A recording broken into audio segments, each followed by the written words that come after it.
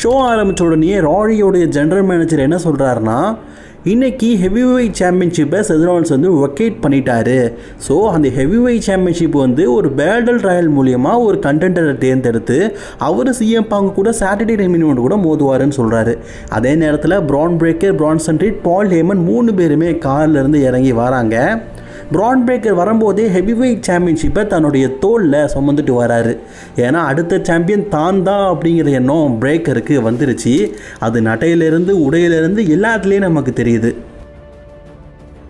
அந்த ஹெவிவெயிட் சாம்பியன்ஷிப்பை என்கிட்ட கொடுத்துரு, இன்றைக்கி பேட்டில் ராயல் இருக்குது, அதில் வின் பண்ணி சிஎம் பாங்க கூட மோதி ஹெவிவெயிட் சாம்பியன்ஷிப்பை வாங்கிக்கோ அப்படின்னு ராஜ் ஜெனரல் மேனேஜர் சொன்னால் அந்த சாம்பியன்ஷிப்பை கொடுக்க மாட்டிருக்காருங்க. ஒரு ஜெனரல் மேனேஜருக்கே ஆட்டத்தை காட்டாரு. அது மட்டும் இல்லாமல் இந்த டைட்டில் என்கிட்ட இருக்கட்டு அப்படின்னு சொல்கிறாரு. இதை தவிர்த்து பார்த்தீங்கன்னா எனக்கு ரெஸ்பெக்ட் தான் அப்படின்னு சொல்லி செத் ராலின்ஸ் மாதிரியே பேசுகிறாரு. அதாவது தலைமையை தான் பொறுப்பில் ஏற்றுக்கிட்டார் போல இருக்குது.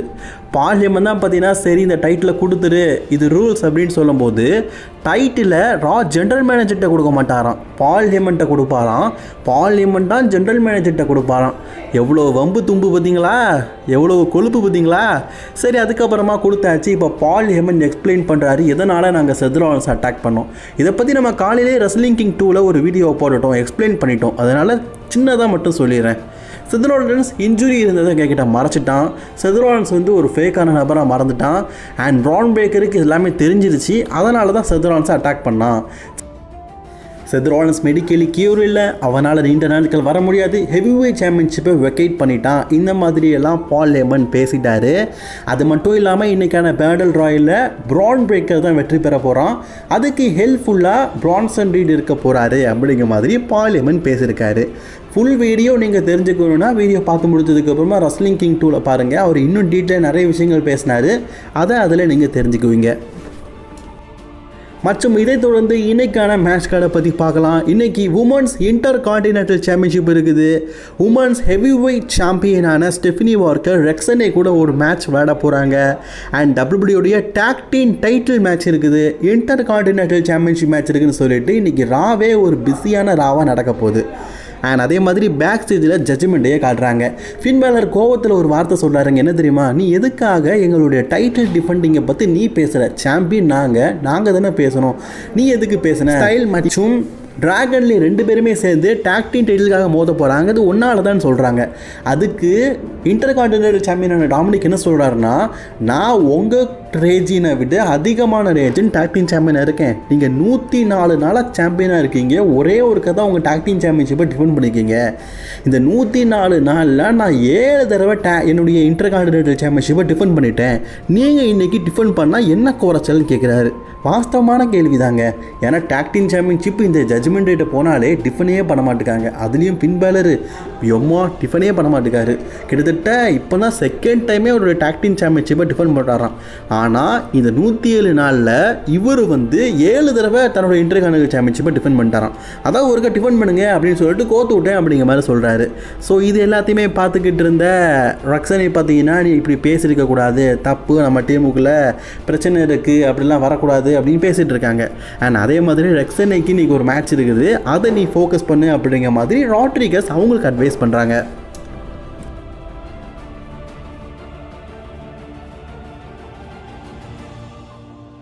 And guys, this time is the WWE World Tag Team Championship match. Dragon Lee மற்றும் AJ Styles இருவரும் இன்னைக்கு இணைந்து ஜட்ஜ்மெண்ட் டேயில் இருக்கிற ஜேடி மெக்டனோ மற்றும் ஃபின் பேலரை எதிர்த்து வேர்ல்டு டாக் டீம் சாம்பியன்ஷிப்பாக விளையாட போகிறாங்க. மேட்சை பற்றி சொல்லணும்னா உண்மையிலே ஆசம், ரொம்பவே நல்லாக கொண்டு போனாங்க. இந்த மேட்ச்சில் ஏஜே ஸ்டைல் பல முறை தோக்க போனதுக்கு டிராகனுடைய பர்ஃபார்மன்ஸ் சூப்பர். ஏன்னா அது தடுத்து நிறுத்தினாருங்க ஒரு பர்ஃபார்மன்ஸ் மூலிமா, சூப்பர். ஃபைனலி என்ன ஆச்சு, ஃபின் பேலர் பார்த்தீங்கன்னா ஏஜே ஸ்டைலை பின் பண்ணி வின் பண்ணலான்னு பார்த்தாரு, பின் பேலர் அப்படிங்கிற பேரை நிரூபிக்கலான்னு பார்த்தாரு. ஆனால் அந்த பின்னுக்கே டஃப்பு கொடுத்து ஏஜே ஸ்டைல் அவருடைய ஸ்டைல் கிளாஸை போட்டு ஃபைனலி 1 2 3 எஸ் காய்ஸ், ஜட்ஜ்மெண்ட்டை இருக்கிற டாக் டீம் சாம்பியன்ஷிப் விடுபட்டுட்டு AJ Styles and Dragon Lee ஒரு நியூ டிவிஷனில், நம்ம இப்படி ஒரு டிவிஷன் எதிர்பார்க்கல, new WWE world tag team champion ஆகிட்டாங்க. வாவ், அரங்க மதுரை விசிலு பறக்க ஒரு புதிய சாம்பியன், உண்மையிலேயே பங்கமாக இருந்ததுங்க. நியூ சாம்பியனாக இப்போ ஏஜே ஸ்டைல் அண்ட் டிராகன் லீ மாறி இருக்காங்க. என்னுடைய மனமார்ந்த வாழ்த்துக்கள். அதுக்கப்புறமா பேக் ஸ்டேஜில் ஜிம்மி அண்ட் ஜே ஊசோவை காட்டுகிறார்கள். ஜே ஊசோ வந்து இன்றைக்கி ஹெவி வெயிட் சாம்பியன்ஷிப்புக்கான பேட்டில் ராயலில் பங்கேற்காரு. ஜிம்மி ஊசோவும் இருக்கார்.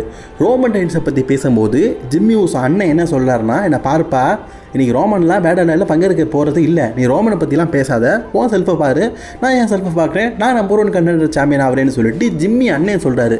தம்பி ஜே என்ன சொல்கிறாரு, நீ தமாஸ் பண்ணுறியா, எனக்கு ஹெல்ப் பண்ணதுக்காக தானே இந்த மேட்ச்சில் பங்கேற்க போகிற, உன்னால் வெற்றி பெற முடியாதுன்னு உனக்கு தெரியும்ல அப்படிங்கிற மாதிரி அண்ணனை சொத்தானோ இவர் வந்து கெத்துணும் காத்துறாரு. ஜிம்மி சொல்கிறாரு, நான் இன்றைக்கி வெற்றி பெற போகிறேன், நான் என்னுடைய சுய இதில் வின் பண்ண போகிறப்ப, எனக்கு உன்னுடைய வெற்றி ஹெல்ப்லாம் எனக்கு தேவையில்லை அப்படிங்கிற மாதிரி சொல்கிறார். ஜெயம் பார்த்தீங்கன்னா சிரிச்சுக்கிட்டே பார்க்கலாம் அப்படின்னு சொல்கிறாரு.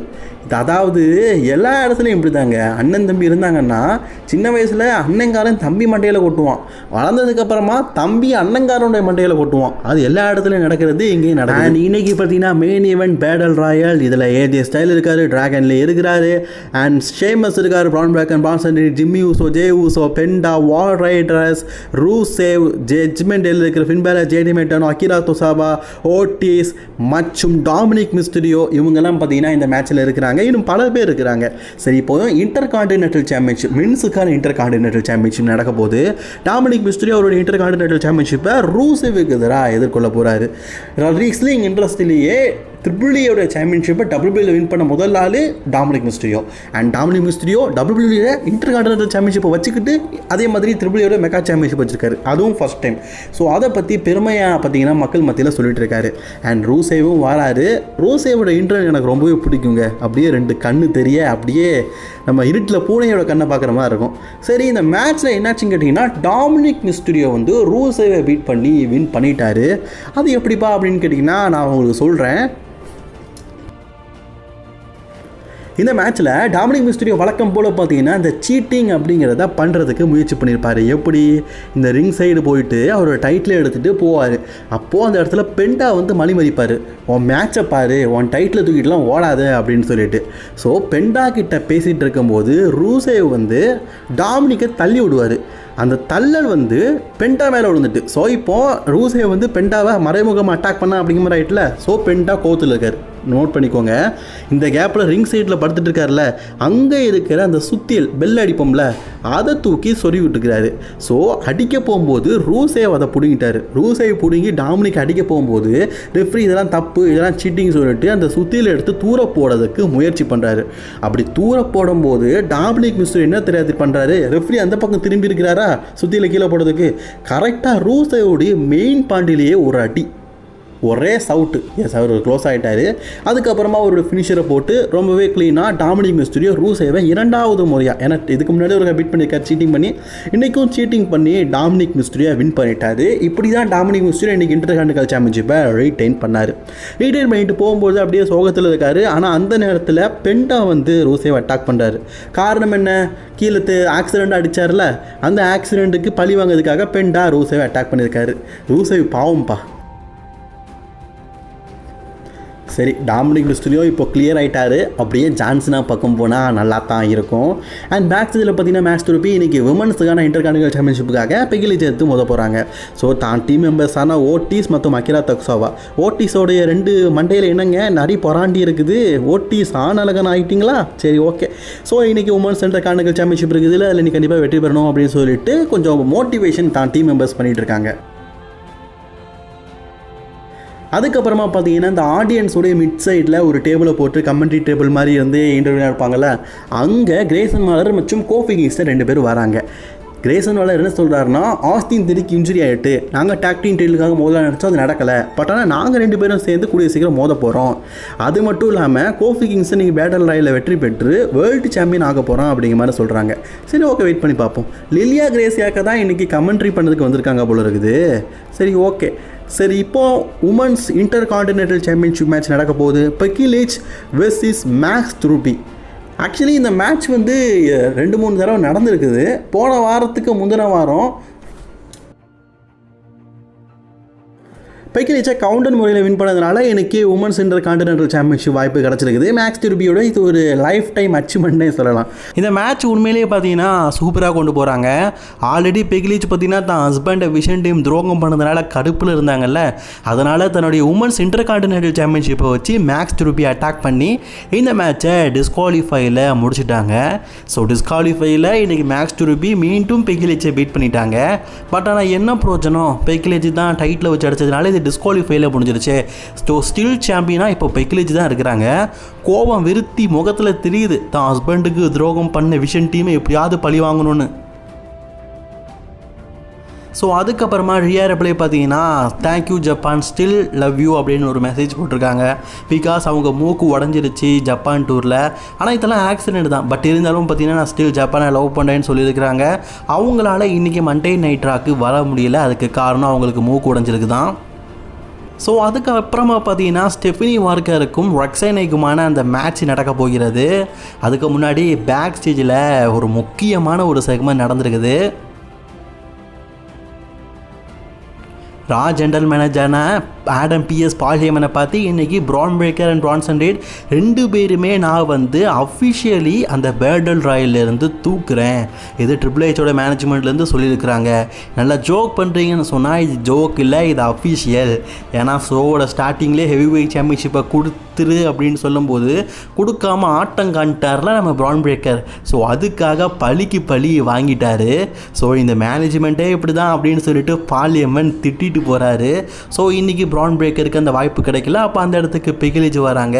உன் ஹஸ்பண்ட் அட்டாக் பண்ணதெல்லாம் ஃப்யூச்சருக்காக தான், உன் ஹஸ்பண்ட் எங்ககிட்ட அவனுக்கு இன்ஜுரி இருக்குது அப்படிங்கிறத மறைச்சிட்டான், அது பிரான் பிரேக்கருக்கு தெரிஞ்சுட்டு அவன் அட்டாக் பண்ணிட்டான். பட் ஆனால் ஸ்டில் உனக்கான பாதை எப்போவுமே விஷனில் இருக்குது, நீ எப்போ வேணாலும் விஷன் டீமில் ஜாயின் பண்ணலாம் அப்படின்னு பால் ஹேமன் பெக்கி லிச்சை பற்றி பேசும்போது பெக்கி லிச் பார்த்தீங்கன்னா தான் ஹஸ்பண்டை அட்டாக் பண்ண விஷனை பழி வாங்கணும்னு துடிச்சிட்டு இருக்காங்கல்ல, அப்படியே பால் ஹேமனுடைய கழுத்தை பிடிச்சி நான் பாரு பால், நீ பார்க்கறதுக்கு ஒரு பெண் குயின் மாதிரி இருக்குத, நானும் உன்னை சாதா பெண் குயின்னு நினச்சிட்டேன், ஆனால் நீ ஒரு ராட்ரிக்கர் மாதிரி, அதாவது நீ ஒரு விஷப்பாம்பு மாதிரி, விஷப்பாம்பு எப்போ நஞ்ச கக்கும் தெரியாது, அதே மாதிரி தான் நீ. ஒன்றை என் ஹஸ்பண்ட் நம்பினாம்ல, கண்டிப்பாக கூடிய சீக்கிரம் உன் கண்ணுத்தை நெரிப்பான் அப்படின்னு சொல்லிட்டு கன்னத்திலே அடிக்கிறாங்க. அதாவது செல்லமாக தட்டான்னு சொல்லுவாங்க, அது மாதிரி செல்லமாக தட்டுறாங்களாமா. பால் ஹேமன் முழிக்கிறார், இந்த பெக்கி லிச் என்னென்ன கொடுமை பண்ண போகிறான்னு தெரியலையேன்னு சொல்லிட்டு.